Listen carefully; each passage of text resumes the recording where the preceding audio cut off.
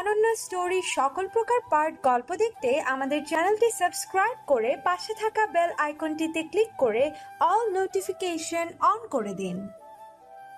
এভাবে মোট 5 জন ছেলে আমার পিছু নিল। আমি তাড়াতাড়ি হাঁটা শুরু করলাম, ওরাও তাড়াতাড়ি হাঁটা শুরু করলো। একটু পর একটা ছেলে আমাকে পিছন থেকে ডাক দেয়, ওই সাদা শার্ট দাঁড়া। আমি পিছনে তাকাতেই দেখি প্রথমে সেই ছেলেটা আমাকে ডাক দেয়। জি, আমাকে বলছেন? তো এখানে কি তোর বাপ আছে যে তোর বাপকে ডাক দিব? মাথা পুরা খারাপ হয়ে গেল, ইচ্ছে করছে একটা ঘুষি দিয়ে নাক ফাটিয়ে দেই। রাগকে কন্ট্রোল করে বললাম, বলেন কি বলবেন? তোর কাছে আগুন আছে? জি না, আমি আগুন রাখি না। ওই বেটা রাখিস না কেন? তুই জানিস না আমাদের আগুন লাগবে? আপনাদের এত আগুনের দরকার হলে নিজেরাই তো সাথে রাখতে পারেন, অন্যের কাছে হাত পাতার কি দরকার? ওই কি রাখবো কি রাখবো না সেটা কি তোর কাছ থেকে শিখতে হবে? বল, কথা বল। ছেলেটা আমাকে ধাক্কা দিতে লাগলো। কি ব্যাপার, আপনি গায়ে হাত দিচ্ছেন কেন? হাত দিলে কি করবি তুই? পারলে কিছু কর। ছেলেগুলো আমাকে চারপাশে ঘিরে ফেললো। দুইটা ছেলে হঠাৎ করে আমার হাত দুইটা ধরে ফেললো। বাকি 3 জন ইচ্ছে মতো মারতে শুরু করলো। আমি চাইলেও ওদের সাথে পেরে উঠতে পারছি না। একটা ছেলে আমার মাথায় অনেক জোরে একটা আঘাত করে। তারপর আর কিছু মনে নেই। যখন জ্ঞান ফিরল, নিজেকে হাসপাতালে আবিষ্কার করলাম। দেখলাম সানি, আইমান আর ফারিয়া আমার পাশে বসে আছে, আমার মাথায় ব্যান্ডেজ করা। কি রে, তোরা এখানে? এখন কেমন লাগছে তোর? ভালোই, তোদের কি অবস্থা বল? আমরা ঠিক আছি। বল তোর এই অবস্থা কে করলো? এ আইমান, তুই পাগল? ওর মাত্র জ্ঞান আসলো আর তুই এখনই প্রশ্ন শুরু করে দিলি? ও আগে একটু সুস্থ হোক, তারপর সব কিছু জানতে পারবি। ডাক্তার বলেছে বিকেলবেলা নিয়ে যেতে পারবো। সাদিয়া কই রে? ওর আম্মু অসুস্থ, বাসায় চলে গেছে। একটু আগেও এখানে ছিল। তোর আজকে আর ম্যাচে যাওয়ার দরকার নেই, আমার বাসায় চল, ভালো হলে তারপর ম্যাচে যাবি। আরে না, ও আমার সাথে যাবে, আমি আম্মুকে বলে দিয়েছি। না রে, আমি কারো বাসায় যাব না, ম্যাচেই ঠিক আছি। তোদের টেনশন করার দরকার নেই। তোরা বরং এখন যা, পারলে বিকেলবেলা আসিস, আর না পারলে আসার দরকার নেই, আমি বাসায় যেতে পারবো। আরে মাথা খারাপ নাকি? তোকে এভাবে রেখে যাব না। এই ফারিয়া, তুই মেয়ে মানুষ, বাসায় বকাঝকা করবে। তুই বরং বাসায় চলে যা, আমরা জুয়েলকে বাসায় নিয়ে এসে তারপর যাব। আচ্ছা ঠিক আছে, কোনো দরকার হলে কল দিস। ওকে, যা তাহলে, কাল ক্যাম্পাসে আসলে দেখা হবে। এরপর ফারিয়া চলে যায়। সানি আর আইমান বিকাল পর্যন্ত আমার সাথে ছিল। বিকালবেলা আবার ম্যাচে ফিরে গেলাম। এখন মোটামুটি ভালো লাগছে। এভাবে প্রায় 1 সপ্তাহ কেটে যায়। সানি, আইমান সময় পেলে এসে দেখা করে যায়। ফারিয়া, সাদিয়াও কয়েকবার আসছিল, আর নিয়মিত গ্রুপে কথা হয়। 1 সপ্তাহ পর কলেজে যাওয়ার জন্য রেডি হলাম। সানি আর আইমান আমার সাথেই গেল। ভিতরে গেলাম, দেখলাম ফারিয়া আর সাদিয়া আরও অনেকগুলো মেয়ের সাথে আড্ডা দিচ্ছে। আমাদের দেখে এদিকে আসলো। কি রে, আসছিস? চল ক্লাসে যাই, অনেকদিন ক্লাস করিনি। আরে আজব, তোরা তো প্রতিদিনই কলেজে আসিস, তাহলে ক্লাস করিসনি কেন? আরে বেটা, তোরে ছাড়া ক্লাস করে কোনো মজা আছে? চল ক্লাসে চল। চল। আচ্ছা শোন, 2টা ক্লাস করে চলে আসবো। কেন? আজকে একটু ঘুরতে যাব, অনেকদিন কোথাও ঘুরতে যাই না। আচ্ছা দেখা যাবে, এখন চল। ওটার সাথে সাথে দেখলাম ওই গন্ডি তন্নি মেয়েটা তার ফালতু বান্ধবীগুলোর সাথে দাঁড়িয়ে দাঁড়িয়ে হাসাহাসি করতেছে। আমাদের দেখে এগিয়ে আসলো। কি রে, তুই এখনো বেঁচে আছিস? আমি তো ভাবছি সেদিনই মরে গেছিস। ওই, তোর সমস্যা কি রে? তুই ওর সাথে এমন করলি কেন? ভাগ্যিস সেদিন আমরা ছিলাম না, তাহলে দেখতি। তন্নি সাথে সাথে সানির কলার চেপে ধরে তারপর বলে, কি দেখাতি তুই? ডানা গজাইছে তাই না? বেশি পাকনামি করলে আজই টিসি দিয়ে লাথি দিয়ে কলেজ থেকে বের করে দেব। দেখি তোর কোন বাপ আমার কি করতে পারে। এই তোর বাবা কলেজের সভাপতি বলে যা ইচ্ছা তাই করবি নাকি? তুই চুপ থাক শালা ফালতু। তন্নি, তুই কিন্তু বেশি করে ফেলতেছিস। এই কলেজে আমরাও বেতন দিয়ে পড়ালেখা করি, তোর বাবার টাকায় পড়ি না। সো কথাবার্তা ঠিক করে বলবি। ওই, এই ছোট লোকের বাচ্চার জন্য তোদের এত দরদ কেন? ও ছোট লোক হোক আর যাই হোক, ও আমাদের ফ্রেন্ড। আর ওর বাবা তোর 14 গোষ্ঠীকে কিনতে পারবে। মানে? তোকে এত মানে বোঝাতে পারবো না, জায়গা দে, ক্লাসে যাব। এই শোন, তোরা খুব ভালো করে জানিস আমি কি জিনিস, সো এখনো সময় আছে। ওই ছোট লোকের বাচ্চার সাথে আর মিশবি না। সেটা তোকে জিজ্ঞেস করে আমরা করব না? দেখ তোদের কি হাল করি। একটা তো একটুর জন্য বেঁচে গেল, তোরা কি করে বাঁচিস সেটা আমি খুব ভালো করে দেখব। যা পারিস কর।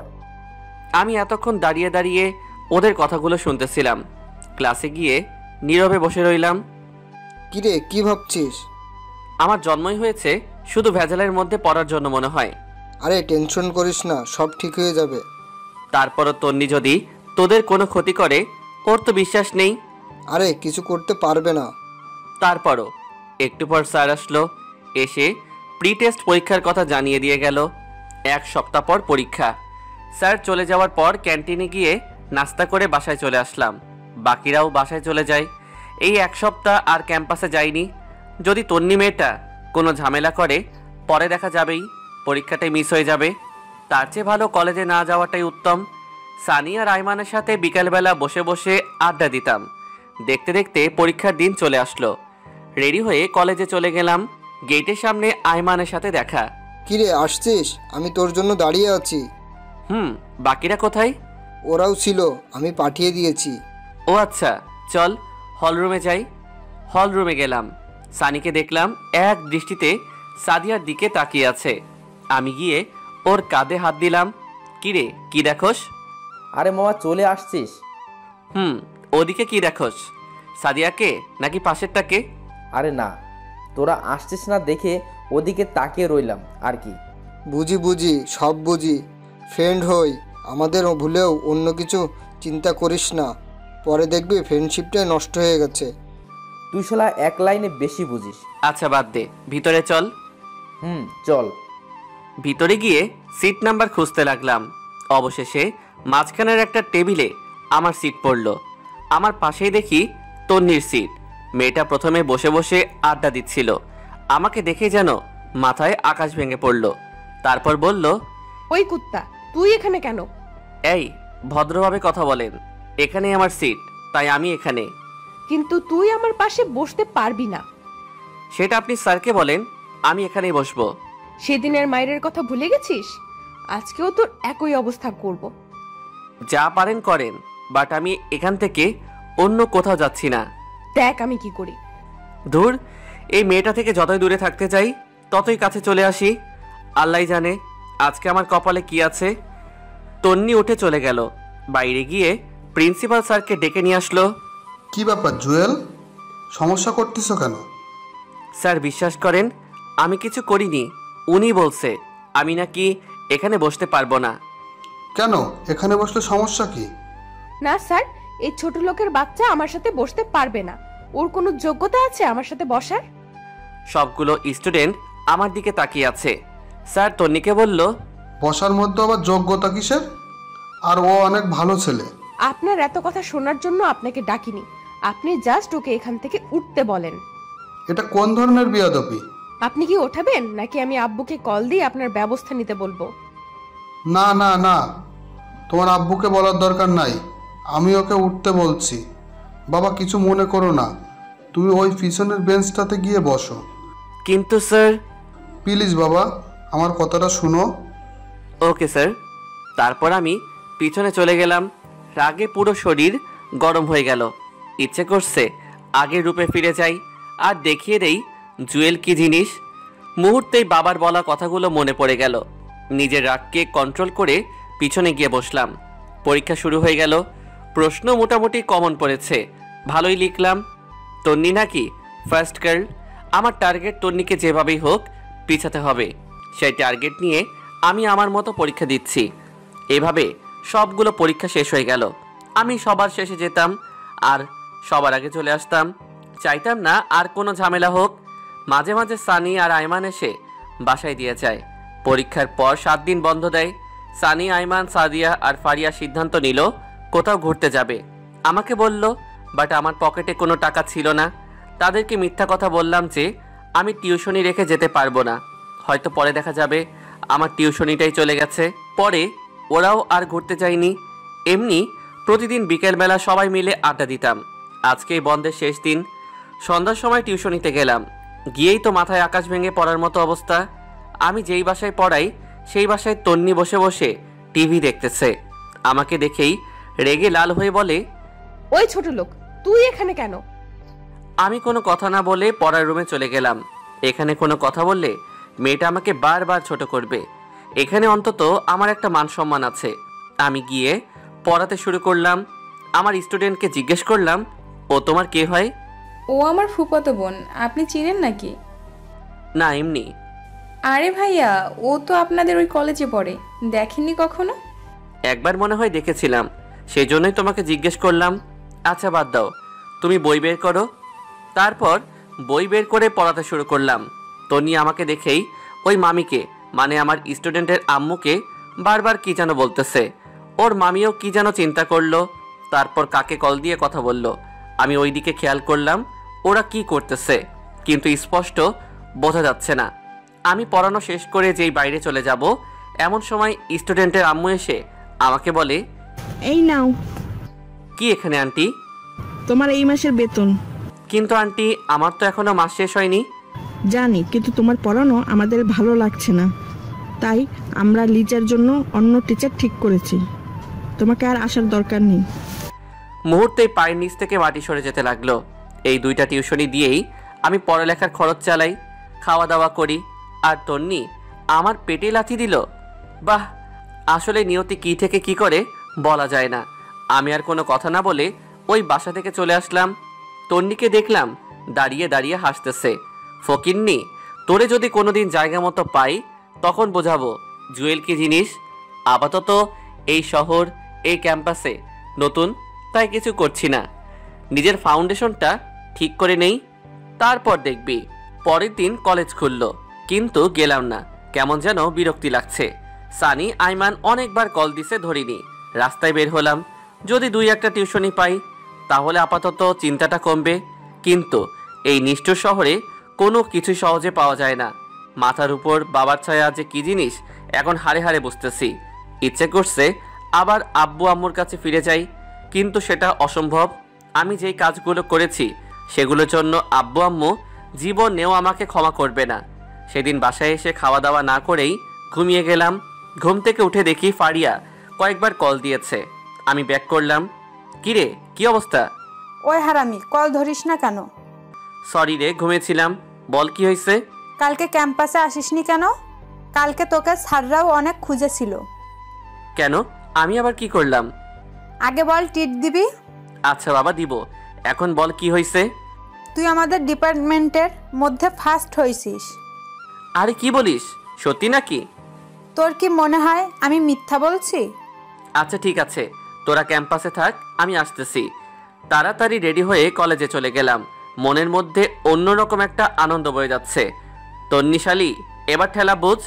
বাবা সভাপতি আর নিজে একটু মেধাবী হওয়ার কারণে যা ইচ্ছা তাই বলেছিস আমাকে। এবার তোকে বোঝাবো আমি কি জিনিস। কলেজে চলে গেলাম, সবাই ছিল। আমি গিয়ে ওদের সাথে হাত মিলালাম। বাকি যারা আছে সবাই এসে কথা বলে গেল। নিজের কাছেও ভালো লাগছে। আইমানকে দেখলাম একদম হিরো সেজে এসেছে। আমি গিয়ে জিজ্ঞেস করলাম, কিরে আজ কেমন সাজুগুজু, ঘটনা কি? দাঁড়া, একটু পর বলছি। এখন বললে সমস্যা কি? সাদিয়া আর ফারিয়া চলে যাক। ওরা সহজে যাবে না, তুই বরং এক কাজ কর, পুকুর পাড়ে চলে যা, আমি সানিকে নিয়ে আসতেছি। ওকে। এবার বল কি হয়েছে? কিভাবে যে বলি। ওই শালা, আমরা কি তোর শ্বশুর লাগি যে লজ্জা পাচ্ছিস? বল কি বলবি? দোস্ত, সাদিয়াকে আমি ভালোবাসি, একটু সিস্টেম করে দে না। কোন সাদিয়া? আমাদের বন্ধু সাদিয়া। কি, তুই আর মেয়ে পেলি না? আরে কি করব বল, সেই প্রথম থেকে ওরে ভালোবাসি, কিন্তু বলতে পারছি না। যদি ফ্রেন্ডশিপ নষ্ট করে দেয় তাই। তোরা না করলে কে করবে বল? আচ্ছা, টেনশন করার দরকার নেই, দেখি কি করা যায়। আজকে বলে দে। শালা পাগল হয়ে গেছে। আরে আজকে না, সময় করে। আচ্ছা, কয়েকদিন পর তো ওর জন্মদিন, সেদিন না হয় করে দিস, আমি শিখিয়ে দিব। থ্যাঙ্কস দোস্ত। এখন থ্যাঙ্কস দেওয়ার দরকার নেই, যখন কাজ হবে তখন দিস। এখন চল বাইরে যাই। চল, ওরা বসে আছে। তারপর বাইরে চলে আসলাম। বাইরে এসে আমি, সানি, আইমান, সাদিয়া আর ফারিয়া বসে বসে আড্ডা দিচ্ছি। এমন সময় তন্নি তার পুরো গ্যাং নিয়ে আমাদের সামনে আসলো। এসে আমার কলার চেপে ধরলো। ওই খুব হিরো হয়ে গেছিস না? তুই এই ক্যাম্পাস ছেড়ে চলে যাবি। যদি না যাই কি করবি তুই? ওই তুই চুপ থাক, তোর মতো ফালতুর সাথে কথা নাই। এই তোর সমস্যা কি?